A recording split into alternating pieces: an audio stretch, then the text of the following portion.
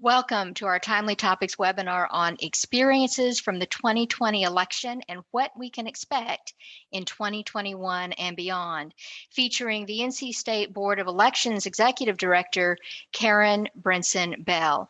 I'm Diana Wynn, President of the League of Women Voters of Wake County.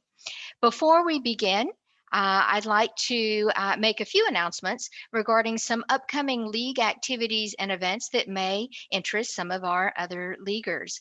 We have some members only events coming up that may interest many of our leaguers. On Saturday morning, April 17th, we'll have a virtual coffee hangout as an informal way to socialize and meet other members of the Wake League. Our next League Lit event is on April 20th, and we'll discuss Dan Rather's book, What Unites Us, Reflections on Patriotism. Our May 6th League Lit session will discuss the book, White Fragility. Our next DEI roundtable discussion is April 27th, and we'll discuss the topic of systemic racism and housing discrimination. All of our DEI roundtable discussions are open to any league member in North Carolina. Finally, on April 29th, the League of Women Voters is sponsoring a day of action across the nation to advocate for fair voting maps and ending gerrymandering.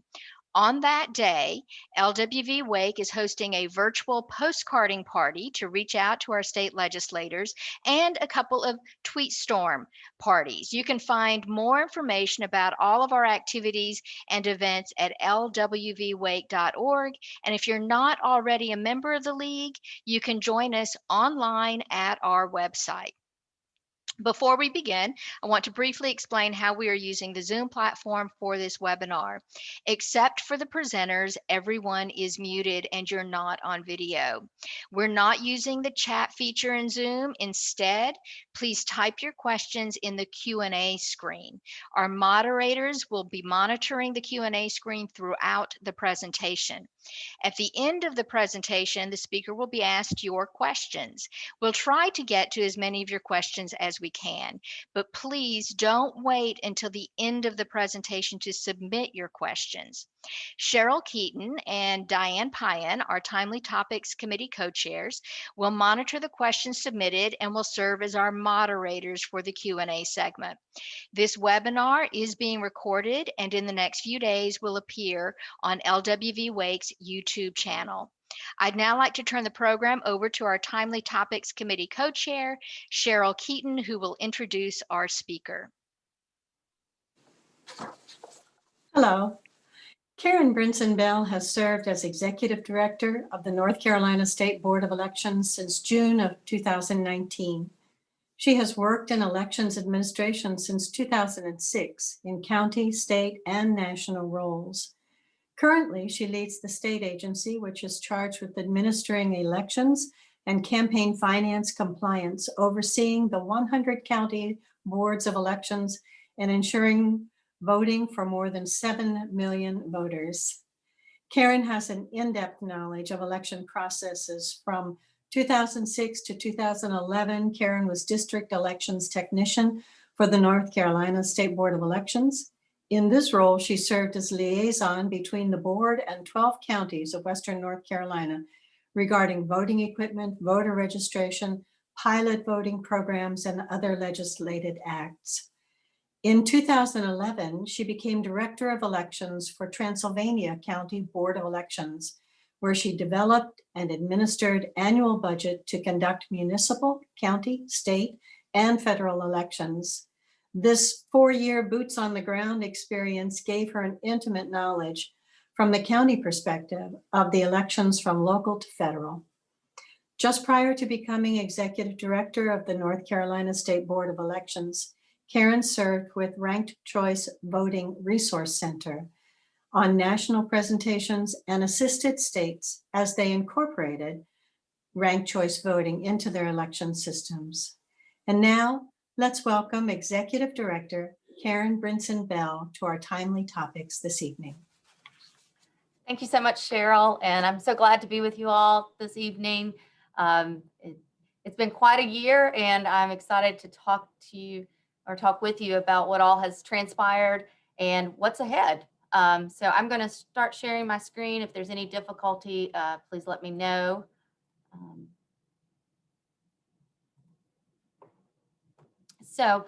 I'll just jump right in here. I want to go back a little bit and sort of set the stage for what did transpire prior to 2020, because it really, I think it just helps to enlighten everyone of what we were really facing, even beyond a pandemic, as we moved into what has turned out to be probably the most pivotal election year in our country's history, quite possibly, or at least in modern history for many, in the 2020 presidential election. It was in from a period of 2017 and 2018. I think you're well aware that there was a lot of legislative action and litigation concerning the State Board of Election. It completely changed the makeup. It merged the State Board of Elections with other agencies and responsibilities, and changed the makeup of the actual state board that had traditionally been a 5-member board and moved to a 9-member board of elections.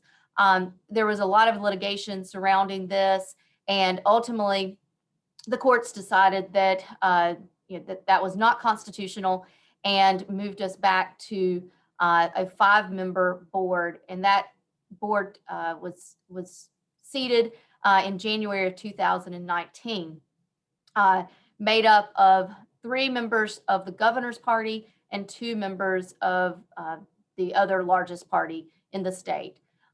It also changed a little bit about the makeup of how the executive director is appointed, and also it changed that back, even though it had previously been 4-year terms. The executive director now serves on 2-year terms.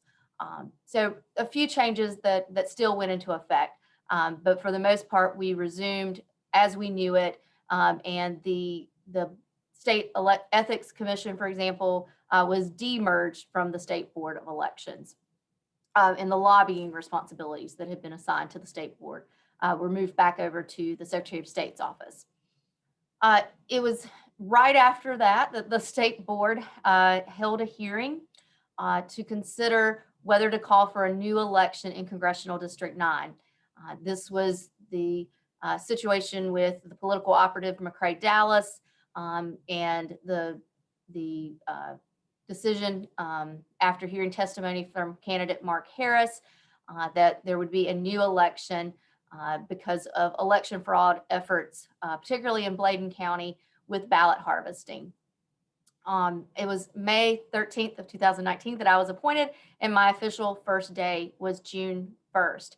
So, just heading into 2020, a lot of change in the makeup of the state agency and the operations, plus a lot of national attention around the fact that a state board had called for a new congressional election. We held our conference, our statewide conference, in July of 2019, and the chairman at the time resigned at that point. And so we went into August of 2019 with a brand new state chairman, Damon Sircosta, who continues to serve at this point. We also were in the midst of certifying new voting equipment for the first time since 2012, and that was on the precipice of the direct record equipment being decertified, which was set to take effect December of 2019. So it was critical as I came into this role that we move forward with certifying new voting equipment, because it was potentially leaving 30 counties with decertified equipment in our state, including Mecklenburg County, which was facing that situation. So the board, in its new capacity, as a new board and a new executive director, we went immediately into that. Interestingly for me was that my first role with the State Board of Elections was with the certification of voting equipment in 2006, following the Hanging Chad situation in Florida in 2000. So, it was an easy place for me to jump right in and see that through. In September of 2019, we held that new election for the congressional vacancy in District 9, as well as another congressional seat that had become vacant because of the death of a congressman. We were challenged in that time period with Hurricane Dorian that upset the schedule for early voting. And so we had to immediately go into crisis management. I can report that we were able to extend voting to ensure that there was equal amount of time for early voting in those districts that were and in the counties that were affected by Hurricane Dorian.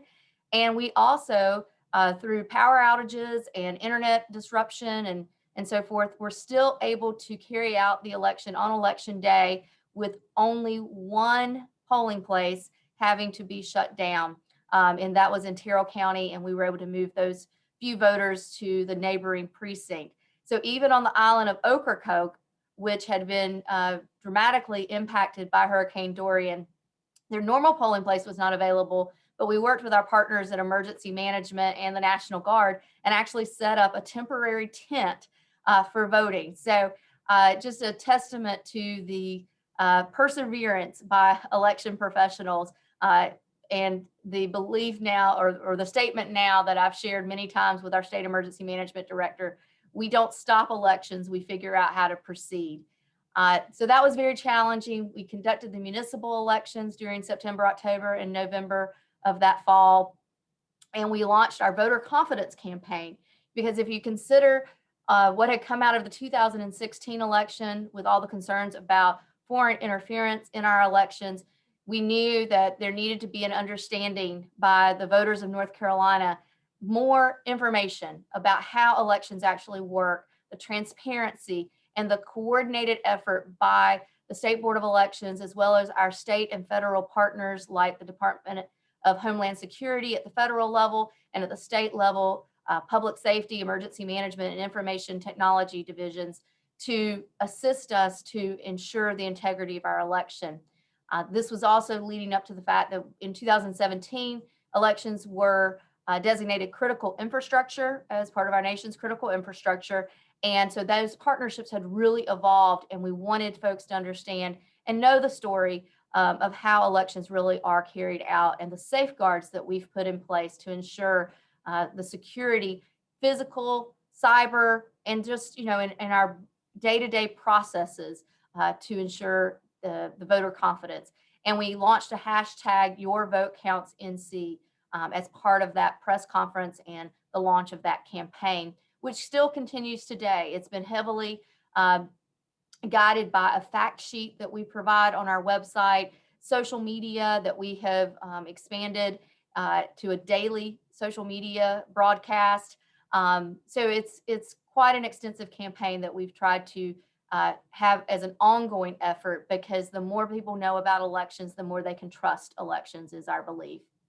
And then in December of 2019, we were well underway to implement photo ID for North Carolina, when there was a federal injunction that we learned about, and that went into place on December 31st of 2019. And so we spent the month of January de-implementing photo ID and being prepared for our first Super Tuesday primary for our state in 2020. So that takes you through just where we were heading into 2020. And that first quarter, we were in the rollout of those new voting systems. The state board had actually had to consider some modifications and de minimis changes in December, November and December, which meant we only had an 8-week window for the counties to have their test elections that fall, and then go into a procurement phase, and the acceptance testing that we do, as well as the logic and accuracy testing that happens for any voting system before every election. And so that window of acceptance testing, procurement, delivery, training really took place in about 8 weeks, which is phenomenal, quite honestly, that we were able to make that happen, particularly when you consider some very large counties were part of that implementation. We had learned in a workshop through the Harvard Belford Center about a battle staff approach, where we really tried to model our response and incident management after a military setup and tried to do that in conjunction with our partners. And we took our first attempt at that leading up to the Super Tuesday primary and on that election day. We would further that and move over to the Emergency Operations Center, which I'll talk about a little bit more later. But this was really trying to make sure that a good escalation and a good response plan was in place, because primarily we thought we would be focused on cybersecurity. There obviously are other elements. There can be an accident or a power outage or something of that nature that happens that shuts down a polling place. We're accustomed to that. But what would we do if someone tried to shut down our website or tried to interfere with, some of our electronic systems? And so that's why we went into that battle staff approach, and we really made cybersecurity our number one focus. We actually met with the acting Homeland Security Secretary, say that several times fast. And he came to Mecklenburg County to see our operations and to learn what we were doing in North Carolina. And it was in that moment of talking with him, he actually had to change his schedule during that February meeting because he needed to get back to DC to discuss what the potential was for coronavirus outbreak in our country as we had been seeing overseas. And so it was at that moment that we started realizing that something was on the horizon.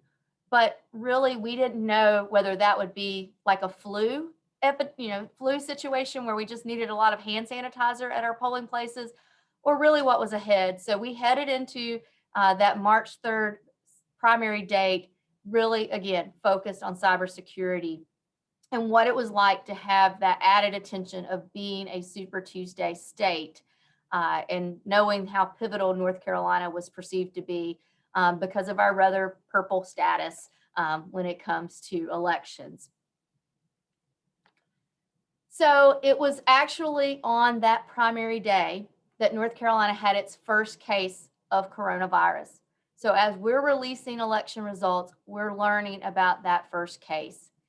And so it was that night, it was that moment that changed everything, really.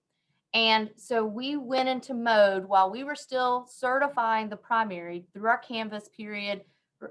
We went into mode and released a public statement and a numbered memo about how we were going to respond, what we needed to do to protect our county offices, make them still available to the public while we were finalizing that primary, but also to ensure their safety, the safety of the poll workers who were coming in to do the sample hand-to-eye count, the board members who were still reviewing provisionals and certifying the election, and how to protect the state board staff as we prepared for the state board's consideration.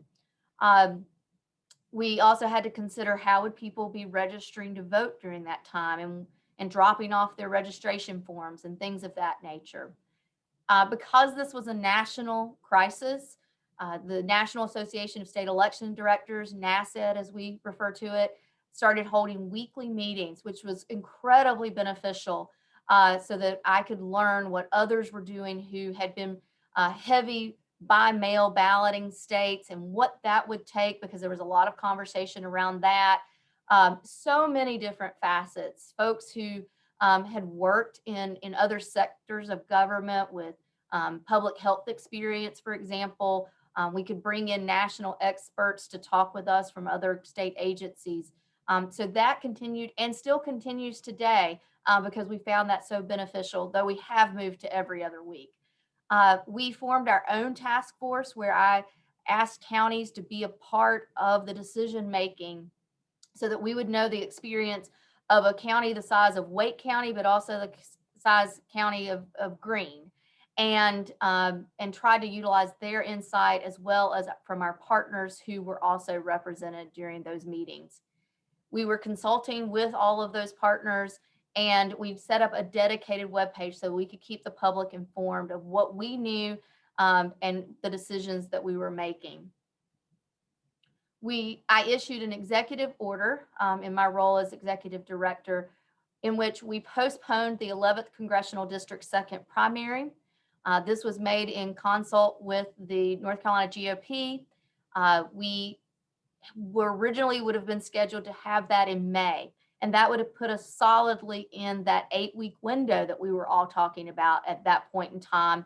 And so we wanted to try to move out of that so that at no point would we disrupt voting. We certainly didn't want to be in a situation where voting may have started absentee by mail or also with early voting and then have a election day jeopardized, or even the early voting period jeopardized. So we moved it to June and started making preparations so that we could learn from some of the other states who did not get to postpone their primaries, and started hearing what they were going through.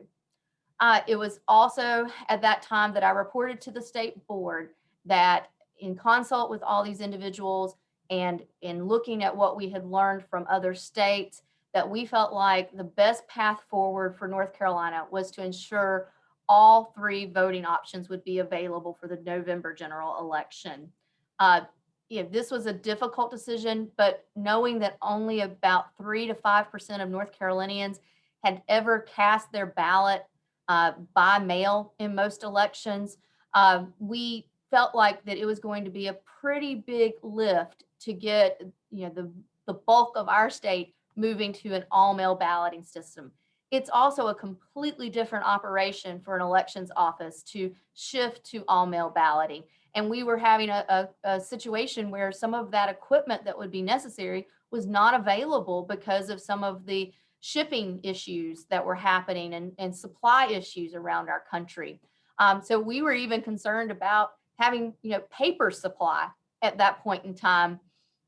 So we weighed all those factors and determined that we would learn how to have a safe election with all 3 voting methods fully operational, and to ensure that no North Carolinian would fear disease when they would cast their ballot. We had been working with the Department of Motor Vehicles on an online voter registration application system, where an existing DMV customer could come on to their site, register to vote, and not need to conduct any other transaction associated with DMV. That had always been the criteria, was that you could register if you were doing a DMV transaction, but we wanted to give opportunity to do that without that DMV transaction, but to utilize the signature that was on file for that customer. We worked with DMV to move that forward in large part because of the response to coronavirus, and knowing that people were going to need a way to register to vote from their home because they weren't going to be able to be at voter registration drives and things of that nature. So that was one of the early things that we did. We then started working with the legislature on a bipartisan bill that addressed a lot of the things that we needed to hold a secure election, and the things that we had learned about witnesses and things of that nature, and also the need to get the approval for the CARES Act funds that had been specifically designated for elections, as well as the Help America Vote Act funds that are traditionally for voter registration and voting systems, but they had extended it to respond to coronavirus. So we worked with the legislature on that. We had been seeing the lack of poll workers in so many states, and the shortage, and how that was affecting the ability to have polling places open, or if they were open, it was tremendously long lines, and that really worried us. It takes 25,000 to 30,000 individuals working one stop and election day in order to conduct elections in North Carolina. And so we launched the Democracy Heroes campaign. In partnership, we reached out to state government, to the university system. Some of our professional athletic teams got behind us on this, and so many others. We did it without any funds, launched it in June, and completely through our partnerships, through the media coverage that we got, and social media, and just an online form, we had over 57,000 responses in the end. which just overwhelmed us. But at that point in time, it wasn't likely. We didn't know. We just needed to reach out to folks and ask them to step up in this time of need. And we tried to describe all the steps that we would take to ensure their safety as they served as poll workers. We did launch a new website. That had been an initiative we had wanted to do, and we still went forward with it. The State Department of Information Technology told us it would take 6 months. We said that wasn't good enough, and we did it in 4 to make it more user-friendly, to make it more accessible, and a more secure platform, which we felt was critical because we had not been able to leave cybersecurity concerns behind. We just added a pandemic to our plate. With the bipartisan legislation, we got the approval to launch an online absentee request portal. We also started using a tracking system called Ballot Tracks, where people could follow their absentee ballot through the mail when it left the County Board of Elections and when it returned to the County Board of Elections. And we did a new design of that absentee by mail envelope to make it more user-friendly. And our success rate in completing those forms, that return envelope properly, went up dramatically.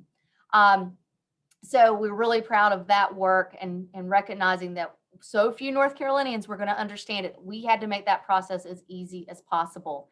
We got the approval for those new tools, electronic tools, in June, and we're able to have them in place by September. We also dealt with 2 court injunctions through those months leading up to the election, including a change in felon voting rights. So an individual serving a felony who had not paid, but were still on probation or parole or post-secondary release, who had not paid their fines or fees could actually register to vote. That's in place now in North Carolina, and we had to implement that, as well as we had launched an online ballot option for our military and overseas citizens rather than relying on them transmitting that over email and security concerns about that. We had developed this portal, and that prompted a lawsuit where the visually impaired were permitted by the courts to also use that. And we made those adjustments, even though there were some provisions in the law that we had to consider about the witness and so forth. So, so we were really excited to be able to do that and make all of that happen in the time frame. I also issued another emergency order that was done in July as the counties were preparing their one-stop early voting plans. And I issued an order that said they had to have at least one site per 20,000 voters or demonstrate that they had picked a facility large enough to accommodate more voters with more voting booths, more check-in stations, things of that nature in order to have that waiver granted. We also made it a requirement that there be a minimum of 10 hours on those first 2 weekends. Saturday, the final Saturday is required by state law, but the first 2 weekends, there's not a requirement, though often county boards would choose to have that. We wanted to make sure that those hours were available. And what we found, we did that to reduce the lines, to create more social distancing, and to just give people more opportunity so that they would not be crowding into polling places on election day or on certain days of the early voting period. So we wanted to spread voting out. Throughout all of our in-person voting, obviously we had social distancing. We distributed a tremendous amount of PPE, masks, hand sanitizers, cotton swabs. You might question what that is, but on the ADA compliant equipment, it's actually got a touchscreen feature that before the ballot prints, and a cotton swab can be used in place of a stylus because we didn't want people touching with their actual hands, because then we would have to clean the screens even more frequently than we were. So lots of things were in place. We had face shields and protective barriers to put that barrier between our election officials and the voters as well. So lots of things were in place. I hope that you saw that when you went to vote, because we certainly tried to have that consistently throughout the state. In the end, the outcome, all those things that I mentioned equated to 14 million, more than 14 million PPE items that were delivered. And a lot of that included hand sanitizer that we had donated through Anheuser-Busch, PayPal, and McDonald's. The CARES Act funds and the HAVA funds helped with that greatly. There also were FEMA funds allotted to us to help pay for this. And all of that logistics and distribution and warehousing and so forth were handled by our state emergency management professionals and the county emergency management. So that network and that partnership were, tremendously important to us this past year. We got a grant to allow for the purchase of 6 million single-use pens so that we would have one less point of contact, something for people to take home. We put our logo on it, and I voted in the 2020 election. We also, that was one less job that had to be done. If someone had a pen, then we didn't have to clean and reuse pens. So that was a big effort. And then I mentioned the Democracy Heroes and that we did have over 57,000 people commit. Now our goal is to figure out how to keep that level of commitment and that level of interest even once we're past the pandemic period. And we think we achieved that. There were a lot of folks who said, my grandmother or my parent has served for many years and it's time for me to step up. And we hope that we still see that kind of enthusiasm as we go forward. I'm also proud to say that we received a national award from the Elections Assistance Commission for the Democracy Heroes campaign because in large part, because it wasn't costly and it could be replicated by other states. So hopefully you'll see more of that across the country. It was a significant election, no matter a pandemic, because we had the most registered voters ever at over 7.3 million registered voters. We were the first in the nation to send out absentee by mail ballots. And because of the pandemic, it was the most requests we've ever received, over 1.4 million requests, and ultimately over 1 million individuals cast their ballot through that method. And to just give you some perspective, in 2016, we did not even have 200,000 folks cast their ballot by mail in our state. And then, as we went into early voting, I mentioned the emergency order that I had issued. And so ultimately the counties really got behind this, and it meant the most sites we've ever had, a significant uptick there, but a phenomenal uptick in the most hours ever.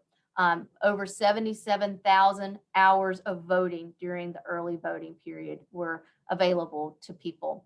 And then on our very first day was actually record breaking in that we had the most people turn out in a single day. Interestingly, we usually see a spike towards the end as well as the beginning, but it actually leveled off. So we think we've actually come up with a really good formula of the number of hours and the number of sites and the size of the sites. So it'll be interesting to see how that plays out going forward.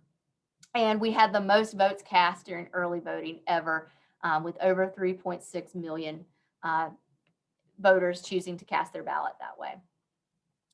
On November 3rd, it was very unusual. We did have all of our polling places open for the most part.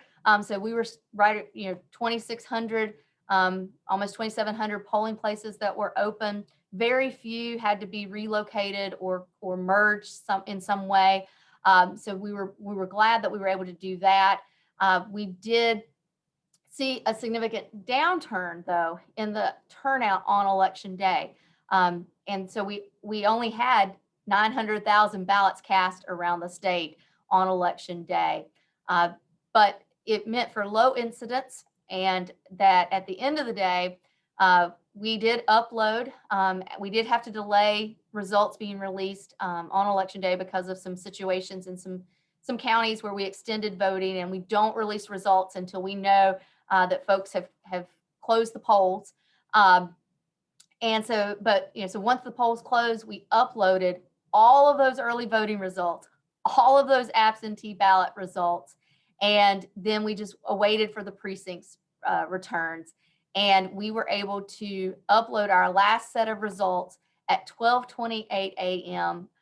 From one of the counties and their precincts. So that is actually a very early time. I had surveyed the state staff to see what they thought, and some of them even thought we would be there until 5 a.m. So I was really glad to see the 12:28 a.m. That night as our final upload. And that is remarkable when you put it all together and know that we had our highest voter turnout ever in modern history, 75.4% voter turnout.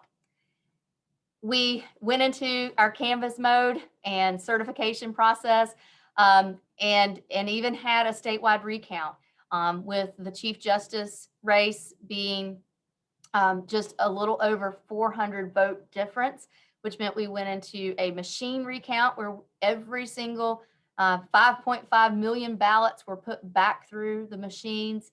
That then led to the hand-to-eye recount of 3%. And still we determined that the count was accurate. There was very little change, and we were able to certify that election as well, that contest. Civitas released a poll during all of this and found that 68% of North Carolinians felt that the election had been conducted fairly. And while we would love to see that number even higher, given the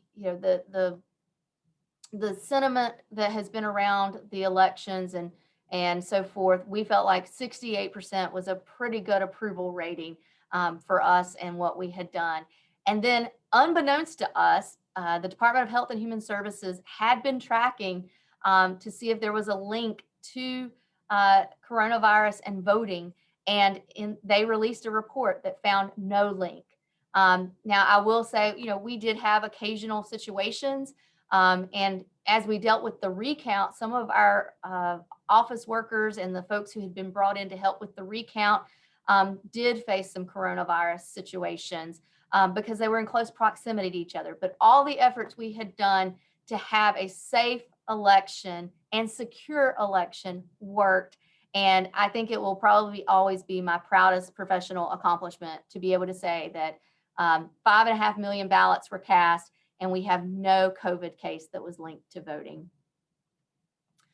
You asked me to look ahead, and there has still been a lot going on. We have been very busy. Somebody said, I thought this was our off season, and they said, we're doing more work than we ever did. It's just a different kind of work, and that's very true. When we finished up the election, we spent most of the month of January having meetings with all the state staff, as well as all the counties, to find out what they thought worked well, what didn't work, and what we could improve upon as a lessons learned. We did multiple sessions so that we could get really good feedback about that. And from that, we drew our priorities as an agency for this year and developed 66 projects or initiatives that we plan to work on.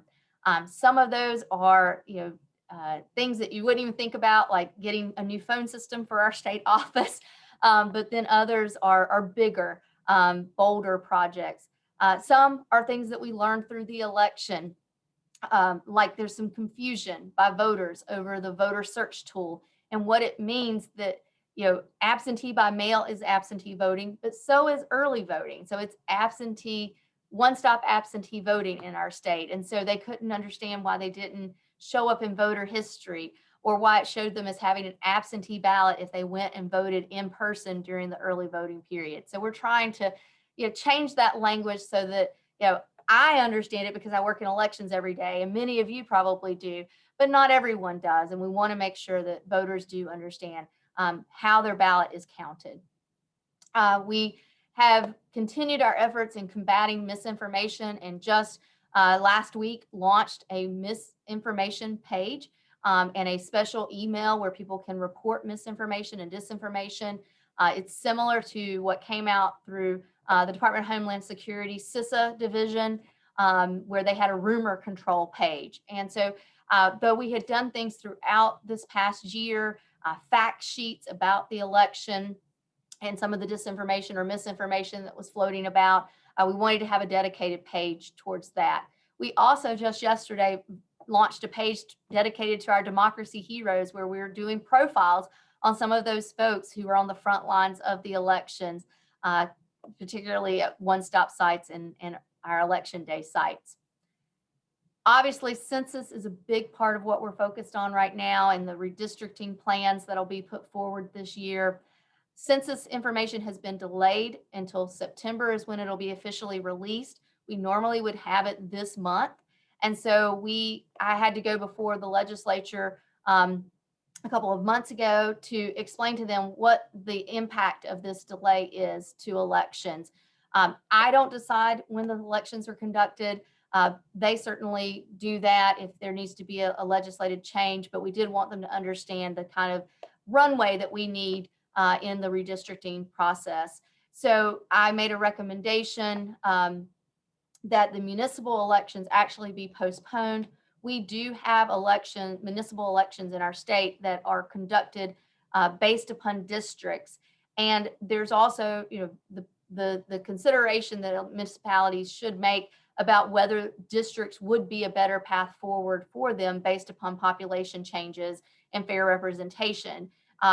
So at this point, that recommendation has been made. We also asked them to consider moving the 2022 primary from March to May, as it used to be, for the upcoming year, because the legislature won't receive the census data needed for redistricting until September. It obviously will take them at least several weeks to get through that. And we would normally be set to have the candidate filing for a March 2022 primary in December. And we have about a 2-week period, or 2-month period rather, that is required in order to do the mapping, do the notifications, do the reassignments of voters and so forth, statewide, obviously. And so we really don't have that window of time that we need to make all of that happen. At this point, I've put forward that information for their consideration. We don't know of a decision at this point, but we've put forth what was asked of us as to how we thought best to proceed. We believe that the municipal elections should coincide with the primary in 2022, and I can go into more detail if you want to know through other questions. We obviously are monitoring state and federal election bills. I'd say that most are familiar with the For the People Act, that's HR 1 or S1 at the federal level. There is a lot in that bill. North Carolina already has some of it in place, but whether that moves forward or not, I think we're all familiar with the fact that that's tied up in a conversation also about the filibuster and about reconciliation. So I think time will tell, but we have been doing some pre-planning in case it does roll out, of what that would look like in North Carolina and the steps we would have to take. There are 2 different election bills that have been put forward in our legislature right now. There's the potential for some additional election bills as well, is my understanding, but I don't know the content of those bills at this point in time. And the bills kind of move in 2 different directions. One would require absentee ballots be received by Election Day, where since 2009, our state has had them postmarked and then received timely after Election Day, they could be counted. But one of the bills would actually require that they be received at the County Board of Elections by Election Day. One of the other bills is follows a little more with the federal bill that's been put forward, would move us into automatic registration, for example. Prepaid postage is also within that bill. So it'll be interesting to see how this unfolds, because we have 2 very different pieces of legislation that have been put forward pertaining to elections at this point. The request that we've made to the legislature, we knew that they would get into their own discussions. So we just tried to put forward some things that we felt like were really needed that might be overlooked. Particularly are some of the funding requests that we need. A secure building has been identified in the assessments by the Department of Homeland Security. We've done what we can, but there's just some issues, even in fact that we share the building with some other state agencies, for example. We have been working on, we developed a project plan that has been approved by the Department of Information Technology regarding what we call SEAMS, the State Election Information Management System. It was built out in 1998 and is still on that same platform. When I was a county elections director, I was on the brainstorming committee to revamp it or modernize it. That was in 2012. And when I came into the agency, it was still trying to move forward, but it did not have an accepted project plan. And so that has been a priority, and we've gotten that acceptance. And so we're asking for the funding to move forward with that. And the project plan does call for in-house development. We do have developers here within our agency, so we want to continue that. It makes us a little more nimble when there are sudden changes, either by legislation or litigation. So we want to do that. And then also modernize our campaign finance reporting software. It's not even compatible right now. It's also 1998, and it's not even compatible with Apple products. So that's something that is really critical. And interestingly, when you think about funding for that, it has to be state appropriated, because the federal funds through Help America Vote Act do not consider campaign finance. That cannot be used towards anything related to campaign finance. We have asked for the approval to use funds to join ERIC, the Electronic Registration Information Center, which is the only, at this point, interstate share of information. It also has a series of mailings to ensure voter registration as well. So it takes both approaches to list maintenance and to voter registration. And we've asked for the means to do that and to be a part of that. That organization has been around for around 20 years now, and there's over 30 states that are a part of it. So we feel like it's time for North Carolina to be a part of that as well. And then because of the lawsuit that I mentioned, we do have some things where we need to conform to the visually impaired lawsuit, and we want to take that up with the legislature. And then we've got a handful of campaign finance changes that we would like to see, including one that would actually put in place a threshold for reporting, raise it slightly for all candidates, and have a threshold permitted for judicial candidates. Right now, judicial candidates, there is no threshold. So if they raise $1, they have to do the reporting. And in many of these cases, their filing fee is really the only thing that they ever raise or spend. And we just feel like it's very burdensome and winds up creating fees and fines that really we would like to see not have folks in that situation. But the $3,000 limit, in today's world of campaigning, there still will be plenty who will raise and spend more than $3,000. So I've not seen any movement on these, but we have been asked a lot of questions from legislative analysis. And so we'll see where we go with that. And with that, there's my contact information. I hope I've touched on what y'all were interested in hearing about, and I'm happy to answer any questions. Well, Karen, this has been a wonderful history lesson and summary. There's so much here to remember, and then so much to think about as we go ahead. I really appreciate, and I know everyone else does too, the very precise and concise way you've presented all of this information. It's amazing.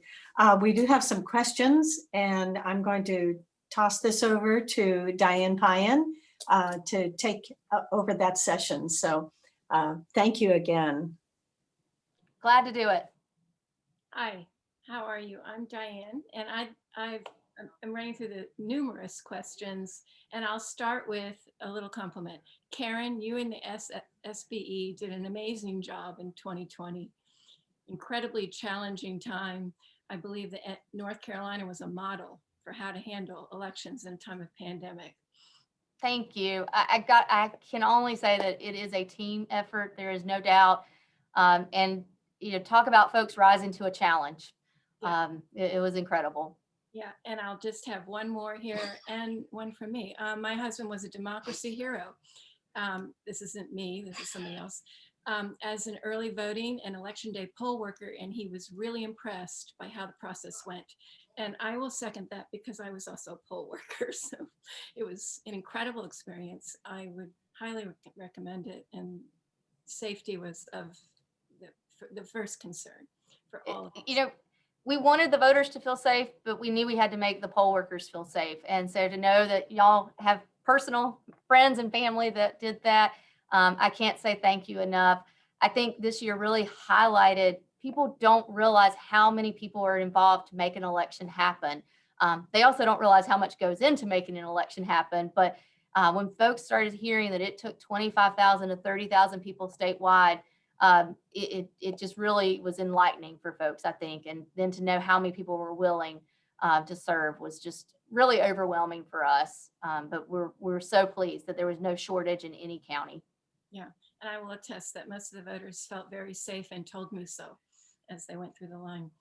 And they love those little pens with your logo. So I have a question mostly about what we're going to do after the pandemic from all the COVID-driven changes. Which of those changes are you most concerned may not continue post-pandemic? Many of the changes were very specific to 2020.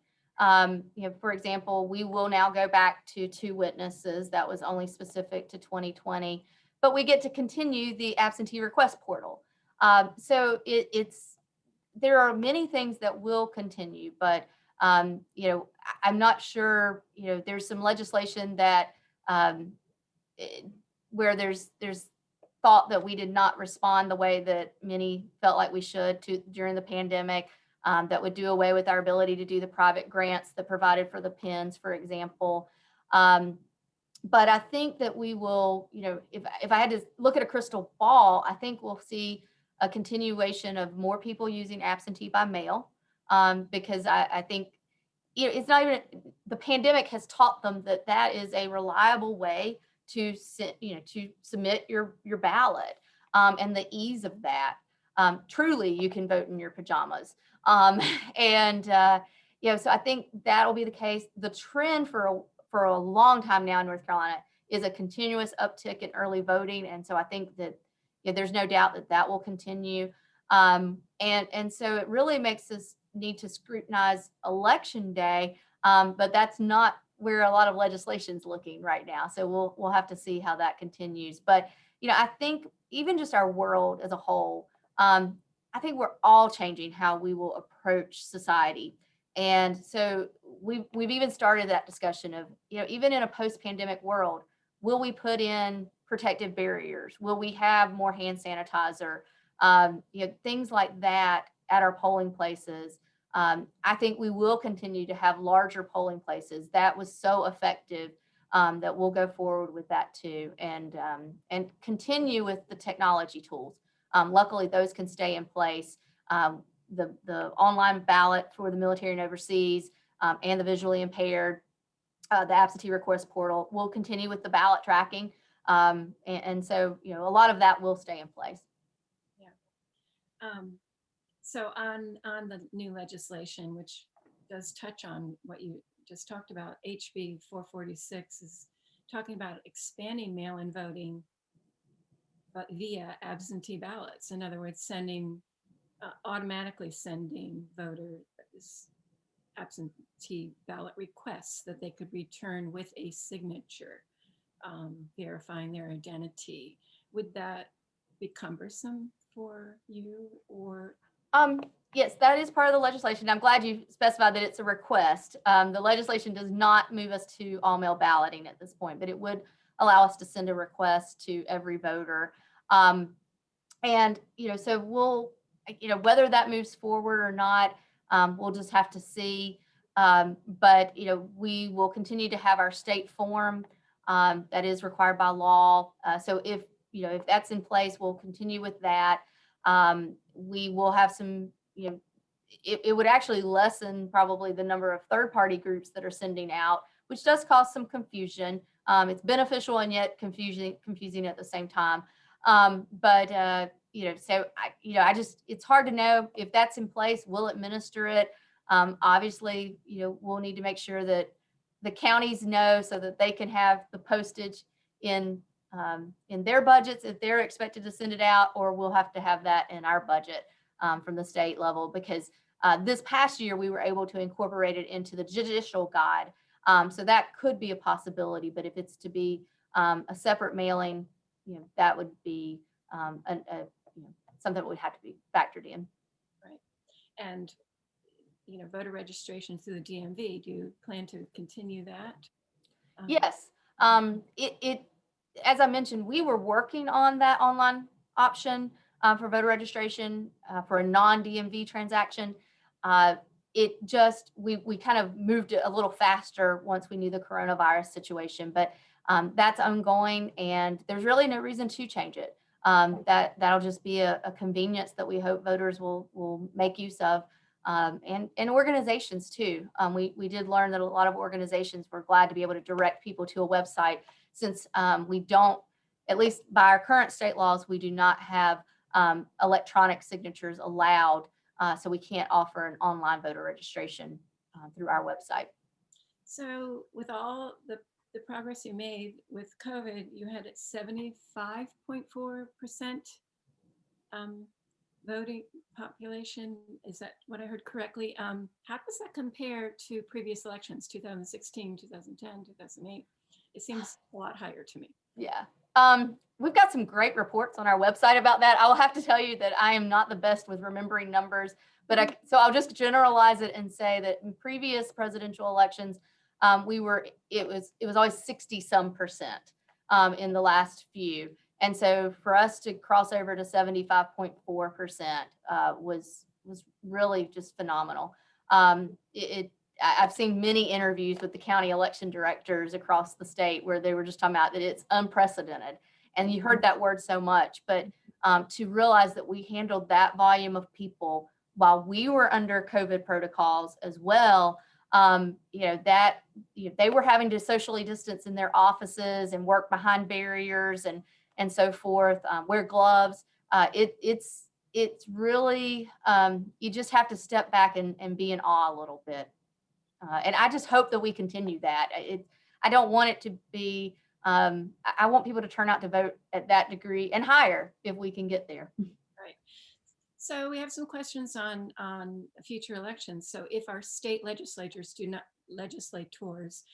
choose to act on your recommendations regarding delaying, say, the 2021 municipal elections, do you have suggestions for how we can keep voters informed, and what particular concerns do you have if they don't act on your suggestions?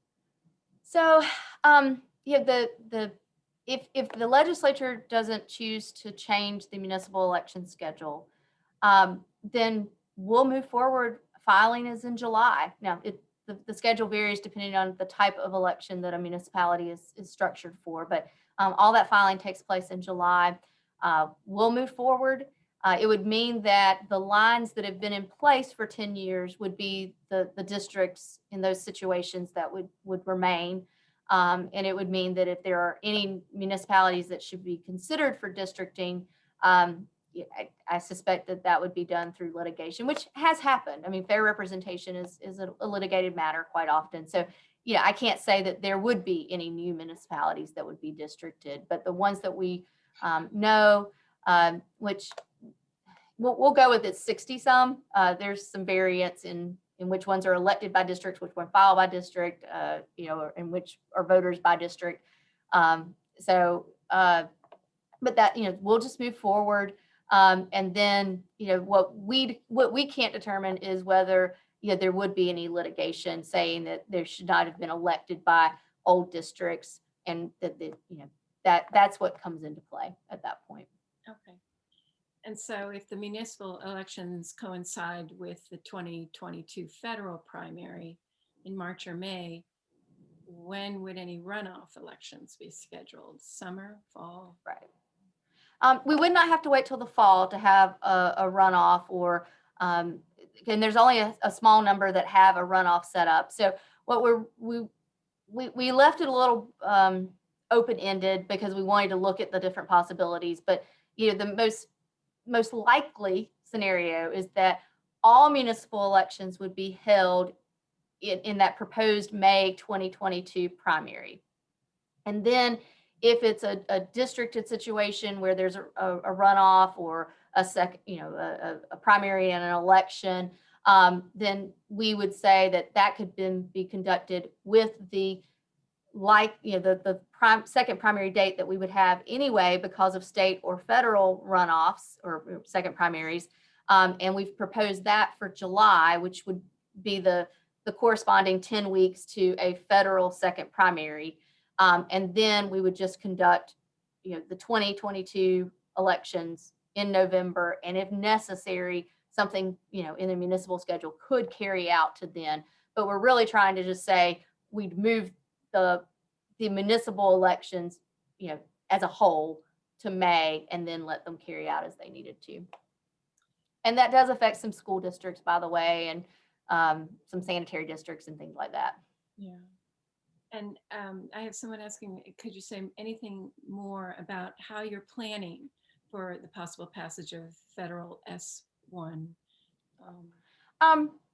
So, it's very high level planning at this point, but kind of looking at, for example, there would be a requirement right now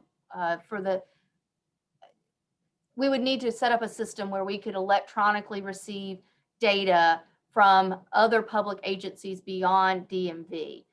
So we've been looking at, and I'm kind of getting into the weeds here, but that's the kind of thing we've been looking at to see, what would it take to implement that? A less difficult one is we do have same-day registration in our state. We just do it during the early voting period. And the federal legislation proposes at this point to have that required during election day. And so what that would mean is we would definitely have to have computers in all of our polling places, and that's not the case statewide. Some do electronic poll books and others do not. We have that during early voting, and that's why we're able to do the same-day registration processing then, and we would need to put that into place for election day. But that, is a process that we have, so we kind of know how to shift it and what would be necessary to move that over. There's a lot of other things in that legislation. I was trying to think of another example, and off the top of my head, I'm drawing a blank at the moment. But those are the kind of things where we're just looking at, what corresponds to what we know. Another good example that just came to mind is we already have early voting. So we're not going to be in the same place that some other states who do not have as long a period in meeting that requirement. So we've kind of just put that as a low level priority because we don't have to think about, does that mean a change in our SEAM system, or does it mean a change for one of our partners or anything like that? So those are the kind of things that we're looking at. But again, very high level, because until you actually have a final bill, you never know what you're going to be faced with.